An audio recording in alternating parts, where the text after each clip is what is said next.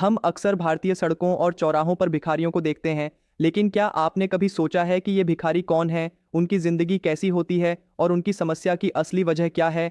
आज हम बात करेंगे भारत के सबसे बड़े और सबसे कड़वे सच में से एक, रियलिटी ऑफ इंडियन बेगर्स यानी भारतीय भिखारियों की हकीकत। नमस्कार दोस्तों, मैं अभय आपका स्वागत करता हूं मेरे यूट्यूब चैनल पर। यहाँ हम यूपीएससी तैयारी के साथ साथ देश और समाज की गहराई में जाकर ऐसी समस्याओं पर बात करते हैं जो हर आम आदमी के जीवन को छूती हैं। आज का हमारा विषय है भारत के भिखारियों की हकीकत, इंडियाज डार्केस्ट सीक्रेट। पहले एक सवाल, भारत में अनुमानित 5 करोड़ से भी ज्यादा भिखारी हैं। यह संख्या सुनकर आपको शायद आश्चर्य होगा, लेकिन यह भारत सरकार के द्वारा रिपोर्ट की गई और एनजीओ के आंकड़ों से ली गई है। इसके बावजूद ये संख्या कम या ज्यादा हो सकती है, क्योंकि भारत में भिखारी कई तरह के होते हैं। भारत में भिखारी केवल वे लोग नहीं जो मजबूरी में सड़कों पर रहने को मजबूर हैं। इनमें कई ऐसे भी हैं जो असली जरूरतमंद होते हुए भी, कुछ भिखारी ऐसे भी होते हैं जो ऑर्गेनाइज्ड गैंग्स का हिस्सा होते हैं। ये गैंग बच्चों, बुजुर्गों और विकलांगों को इस्तेमाल कर काले धंधे चलाते हैं। ऐसा इसलिए क्योंकि भिखारी समाज में एक छुपा हुआ कारोबार बन चुका है। दरअसल भिखारियों की समस्या सिर्फ गरीबी की नहीं, बल्कि सामाजिक व्यवस्था की विफलता की भी है। जो लोग असली मजबूर हैं, उनके लिए कोई उचित सामाजिक सुरक्षा या रोजगार के अवसर नहीं है, जबकि कुछ लोग भिखारी बनकर एक तरह से धंधा करते हैं। कुछ राज्यों जैसे महाराष्ट्र, दिल्ली, पश्चिम बंगाल और उत्तर प्रदेश में यह समस्या ज्यादा गहरी है। यहाँ एक चौंकाने वाला तथ्य बताता हूँ। राष्ट्रीय अपराध रिकॉर्ड ब्यूरो की रिपोर्ट के अनुसार कई मामलों में भिखारी गिरोहों ने न केवल भीख मांगी, बल्कि अवैध गतिविधियों में भी शामिल रहे, जैसे कि बच्चों से जबरदस्ती भीख मंगवाना, महिलाओं का शोषण और कभी कभी चोरी चकारी भी। यह सब छुपा हुआ सच है जिसे हम अक्सर नजरअंदाज कर देते हैं। लेकिन फिर सवाल उठता है कि इस समस्या का समाधान क्या है? पहला कदम है जागरूकता। आम जनता को समझना होगा कि भिखारी बनाना और भीख देना हमेशा सही नहीं होता। अगर आप सड़कों पर भीख देने से पहले सोचें कि कहीं वह व्यक्ति मजबूर है या कोई गिरोह का हिस्सा, तो बेहतर होगा।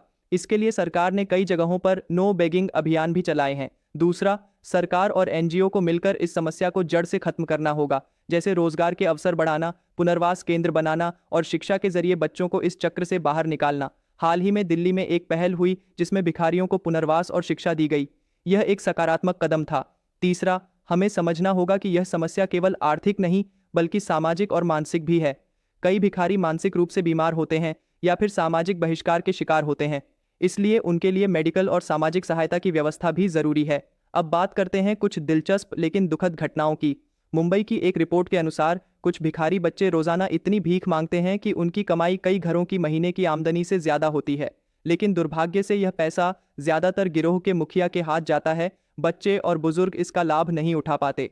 इसके अलावा कुछ बड़ी फिल्मी कहानियों में भी भिखारियों का जिक्र होता है, लेकिन वास्तविकता उससे कहीं ज्यादा कड़वी और जटिल है। भारतीय समाज ने इस विषय को बहुत लंबे समय तक अनदेखा किया है, लेकिन अब जागरूकता बढ़ रही है। अब क्रिटिकल नजरिए से देखें तो सरकार के कदम अक्सर अधूरे होते हैं।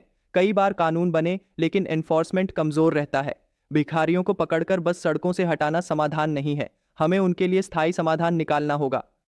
आखिर में मैं एक प्रसिद्ध कथन से खत्म करना चाहता हूं, the greatness of a nation and its moral progress can be judged by the way its animals are treated. ये शब्द महात्मा गांधी के हैं, लेकिन हम इसे समाज के सबसे कमजोर इंसानों पर भी लागू कर सकते हैं। हमारी असली ताकत इस बात में है कि हम अपने सबसे कमजोर नागरिकों के लिए क्या करते हैं।